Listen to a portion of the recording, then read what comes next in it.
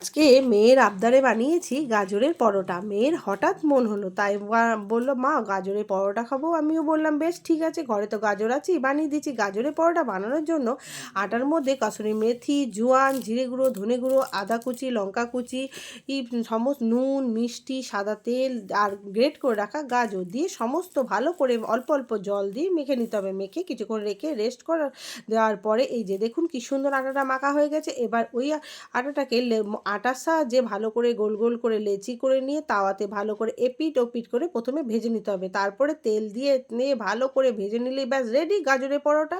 আর গরম গরম পরোটা আর তার সঙ্গে ধনেপাতার চাটনি দারুণ লাগে। আচার চাটনি যাই দিয়েই খান, একদম গাজরের পরোটা দারুণ লাগে। আর এই শীতের দিনে তো গাজর অ্যাভেলেবেল। একবার পরোটাটা এভাবে বানিয়ে করে খেয়ে দেখবেন, দারুণ লাগে, সত্যিই দারুণ লাগে। আর ভিডিওটা ভালো লাগলে একটা সাবস্ক্রাইব করে দেবেন। টাটা। আর মেয়ে তো আমার গাজরের পরোটা খেয়ে দারুণ খুশি। আমি করেছিলাম পনিরের তরকারি।